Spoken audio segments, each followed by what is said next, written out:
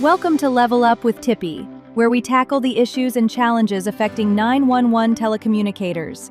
Your host, Tipi Brookins, has decades of leadership experience in public safety communications. Here's Tipi. Good morning, everyone. I am super excited today to be joined by someone out of California. We're going to actually have a great discussion, and we're going to go in a different direction today from what we usually discuss. And so, without further ado, thank you so much for joining me for another Level Up with Tipi vlog. And I'd like to introduce to everyone Sergeant Kyle Baker with the Pittsburg Police Department out of California. So I'm going to turn it over to him so he can give us some of his background and just an introduction. Well, good morning to you, Tipi. Thank you so much. And first and foremost, before I jump in, a huge thank you to you and GovWorx and Scott and everybody for hosting this conversation about human trafficking. I think it's going to be a great one. And to give you a little context about me, I have been a police officer for 16 years in the Bay Area in California. I work for a police department called Pittsburg Police Department, and the passion of my career has been the fight against human trafficking. I am currently a sergeant assigned to our patrol division. And through today's conversation, I hope to share a little bit of that journey and that path and really why I'm so passionate about this fight. So I got to say, it's incredible that GovWorx is so willing to bring this really horrible, I like to call it epidemic, to light. Awesome. Thank you so much. And so, as you mentioned, your passion for fighting human trafficking started with a very specific, impactful case back in 2016 involving two young teens. Could you share that story with us and how it shaped your career and use that to ground us in what human trafficking actually is versus the common myths people still believe? Absolutely. So I'm going to take you back a decade, 10 years ago. And during that time frame, I was selected as a detective at our police department. And what's unique is that detective position was actually a narcotics position. And so I'd grown up watching all the big cop movies. And so when I got this position, I was obviously super excited. I thought we were going to take down the world, all the cartels and everything in between. And my very first week, week one, my boss slides a case across my desk. And when I look at it, I realize very quickly it is a human trafficking case. And my jaw just about hit the floor because even as a law enforcement officer with 6 years of experience at the time and in California, I couldn't have even defined to you what human trafficking was. I never knew that that case would leave the impact that it did. And it's because of these two numbers, 14 and 15. Those were the ages of the two victims in this case. Now, to give you a snapshot of that case, we had a 14-year-old run away from our city. That 14-year-old was picked up by a 33-year-old gang member and two other men and taken to a local hotel. They started doing some drugs. They started taking some photographs. The sad thing about this 14-year-old is she has already been trafficked before at the age of 13. Well, while they're in this hotel and they've been there for a couple of hours, she comes up with the idea that, hey, I have a friend. Her name is, I'll leave that part out, but she's 15 and she's just getting out of volleyball practice down the road. I bet you she would be down to come hang out.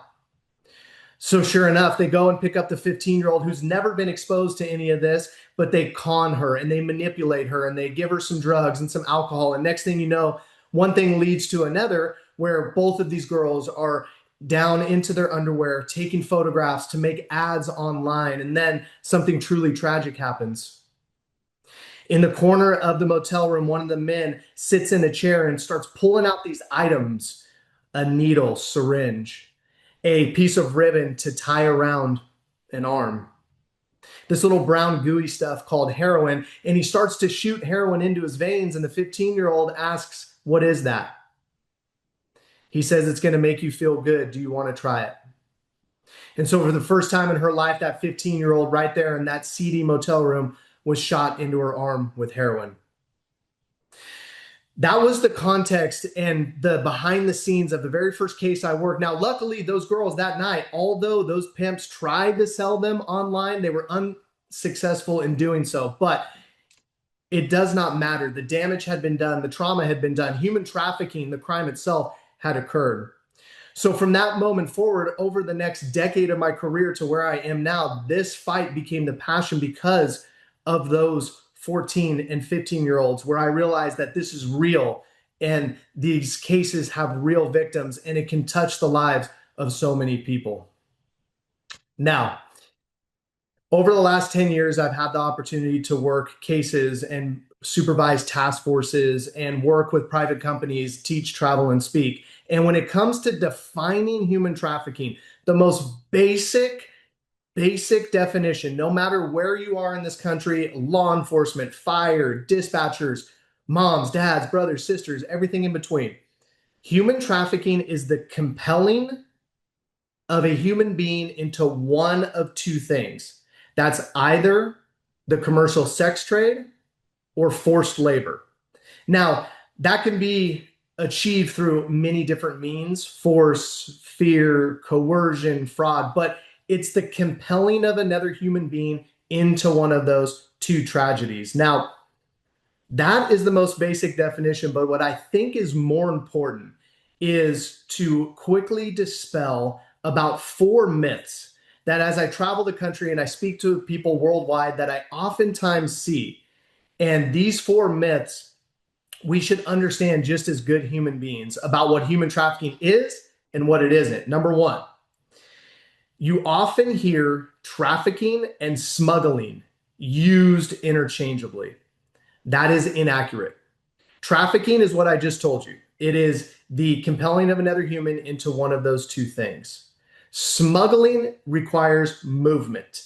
Trafficking does not require movement. So when you hear of smuggling, yes, human beings can be smuggled, but so can drugs and weapons and narcotics and fraudulent cigarettes, for that matter. So smuggling and trafficking are two very different things, and it's important to know that. Number 2, this one is the one that gets me the most. I will oftentimes hear, and I've heard it from police chiefs, I've heard it from city officials, I've heard it from just folks who live in communities that just don't see the broader picture. And that is the myth that human trafficking only happens in certain places. It only happens in certain communities. It only happens in certain cities, jurisdiction. It only happens in areas with violent crime. It only happens in areas with whatever you want to fill in. Wrong. I have worked and operated in over 45 different cities in the state of California through my time on the task force and our special investigations unit. And those cities that human trafficking has taken me to are every different type of city that you can think of when it comes to reputation. A rougher city, a nicer city, a more affluent, a more socioeconomic, tighter area. Places with all kinds of different demographics, places with all kinds of different opportunities and lack of. And so human trafficking can touch anywhere. We don't have to panic, but we have to be aware. Myth number 3 and 4 are connected together. We've seen movies like Taken. We've seen movies like Sound of Freedom. And what I do like about the movies, besides who doesn't enjoy a Liam Neeson flick, is these movies do lend a lens to human trafficking. It does bring the conversation forward. But there's 2 aspects, myths in those movies. And number 1 is that it's stranger danger. People are getting kidnapped off the streets and sold into forced labor or commercial sex. And number 2, human trafficking victims are like scooped up and put in like a desolate basement or a Connex box, and they're locked up with chains and they only get brought out. No. The vast majority of human trafficking victims have some sort of relationship with their exploiter prior to exploitation, and we are walking around every single day right by human trafficking victims and not even know it. So I really think it's important to understand those myths, understand the definition, and my why all resonates from that very first case that I worked. That's amazing. Thank you so much for sharing that because the one thing is like I said, this is a different conversation for us today, but it also goes back to the piece about training and making sure that our call takers, our dispatchers, our telecommunicators have exactly what they need in order to do their jobs and in order to have the right resources, right? And so, when you're talking about your story, you already gave us the why and how it seamlessly transitions your personal experience into that educational moment without it being forced. And so you mentioned that that it's most of the time in plain sight, but just specific to public safety personnel such as police, fire, and EMS, that they are likely crossing paths with trafficking victims all the time, but are missing the signs. And so, what do these ordinary everyday calls actually look like? And is there a specific case example that highlights how easily trafficking can hide in plain sight? Absolutely. I think you characterize it so well, hidden in plain sight. And that's the truth and reality about trafficking. Public safety. And this is a huge component that I want to make sure that everybody knows from my point of view is it's not just law enforcement, it's not just police officers, but it is the entire umbrella of public safety that helps accomplish the mission. Dispatchers, fire, medical, EMS, communicators, and everything in between. So I think it's important to realize that there are a lot of calls that we may be touching that we just don't quite know is human trafficking. And I could spend hours talking about all the different signs and symptoms and all the things to look out for. But what I'll share in the space that we have is two things. Number one, there are some often calls, or calls that I should say, when we look back and we're like, we missed it. Usually it's hidden in plain sight in domestic violence calls, I would say would be number one. Number two would be calls at hotels that come across as maybe disturbances or some type of arguments, verbals, things along those nature. And then number three, for the law enforcement specific side, is traffic stops. And to give you a case example of a dispatch 911 call that turned out to be human trafficking, I'll take you back to 2021. And our communication center, which is the Contra Costa County Office of the Sheriff, they provide our communications and dispatch. They got a call that was kind of a run of the mill, seemingly domestic violence call.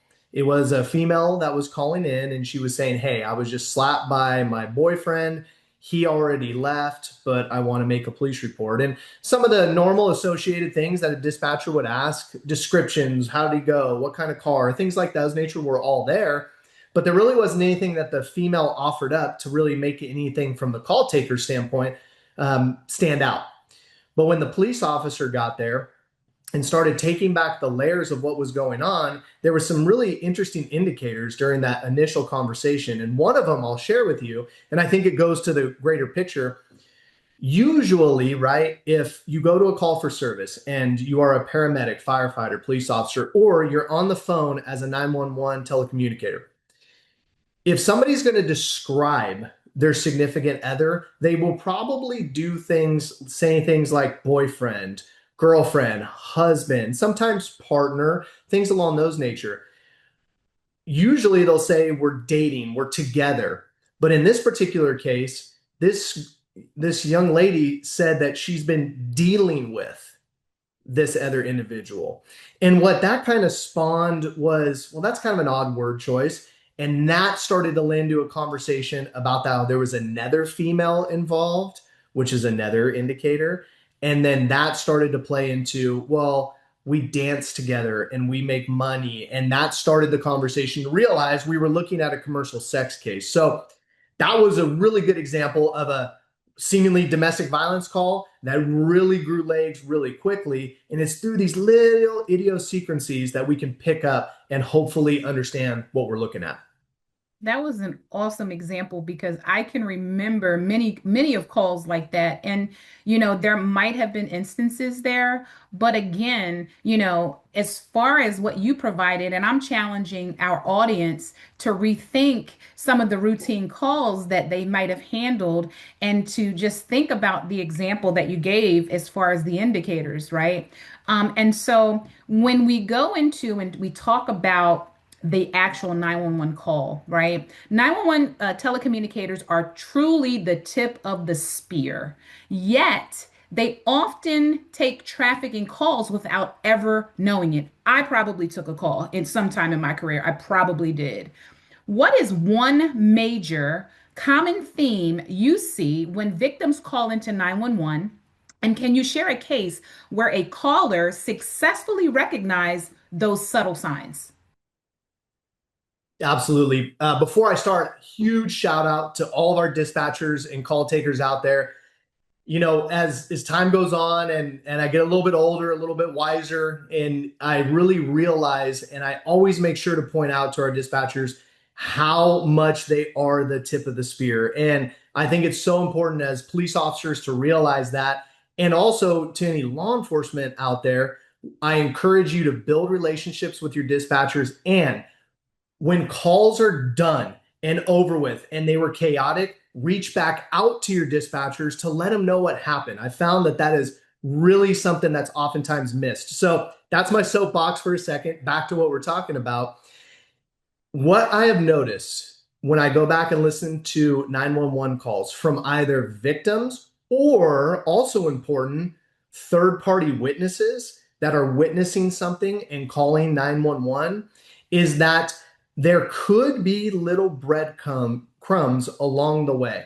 And I gave you one of them there, and that is if you're ever taking a call from a victim, and because you've taken so many calls for domestic violence or disturbances and verbals, if there's little things that just make your stomach kind of say, ah, and I know that that's not the scientific, the post-approved way to think about call taking and signs and symptoms, but I'm telling you right now, Tippy, 911 dispatchers have a great sixth sense.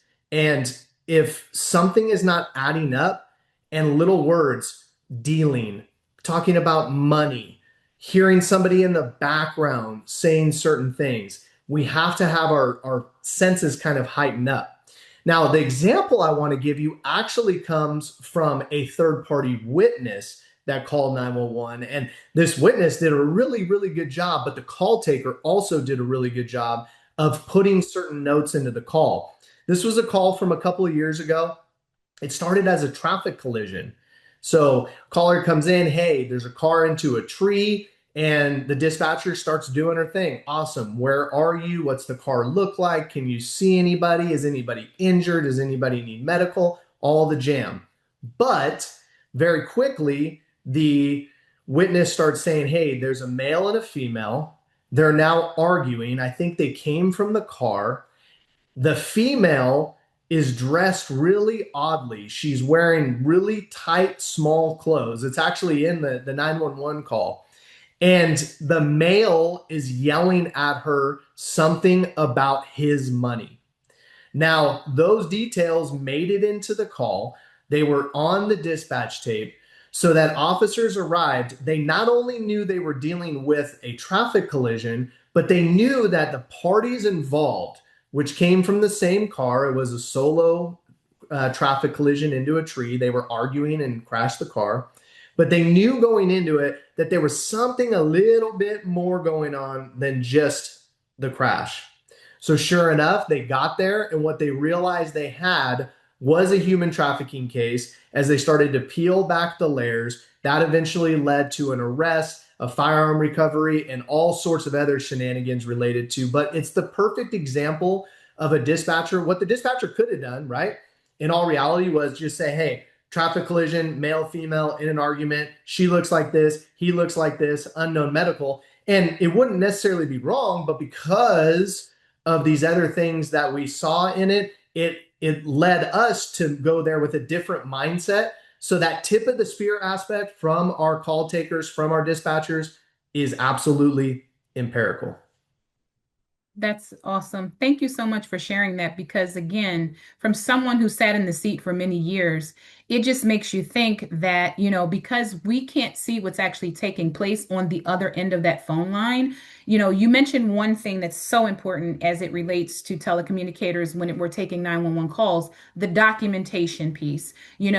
What you hear or what you can describe will help our first responders when they're on the scene. And so with this dispatcher that you're speaking of, the call taker, because of that documentation actually helped in this situation. And that's one of the things, it's just so important. Documentation is a big deal, which takes me into now, of course, because we're going to talk about Comms Coach. We have to talk about Comms Coach and the wonderful platform that it is and the amazing things that we're able to do with it. And so we're talking about training now, right? Because that is a resource that Comms Coach provides our telecommunicators in the platform. And so knowing how easily these cases are missed, how can public safety agencies and 911 centers better equip themselves? And how do preparation, having a concrete plan, immersive training, especially through Comms Coach simulations and training, change the outcome for these victims? So check this out. In 2000, last year, I think, 2025, I went to an APCO conference in Sacramento. It was my first opportunity to speak. I did the keynote and also a breakout session on human trafficking to a bunch of dispatchers and 911 telecommunicators. It was awesome. But I also got two really, I feel privileged, I should say, for two other things that happened. Number one, I actually sat in on a GovWorx workshop and I saw Comms Coach live. I saw the platform that is so amazing that you guys have built to train dispatchers, where you have this walking, talking, AI driven ability to practice so many different kind of calls. And it was so cool, so interactive. And then I got the second opportunity to meet Scott and talk to him a little bit about his vision and for GovWorx, and what you guys have going is something special. And so with training is obviously absolutely paramount. And what is so advantageous about the platform you guys have built is you can customize it to wherever your folks need more training in.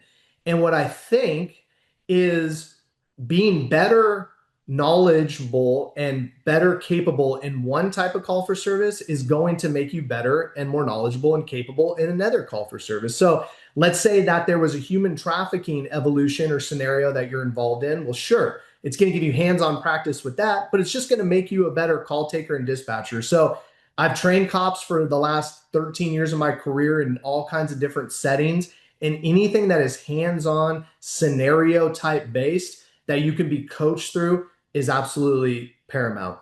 The second part of your question is a plan. Now, this is one of the things that I harp the most on when I get a chance to talk to police chiefs, public safety leaders, is that don't allow yourself to be surprised by human trafficking.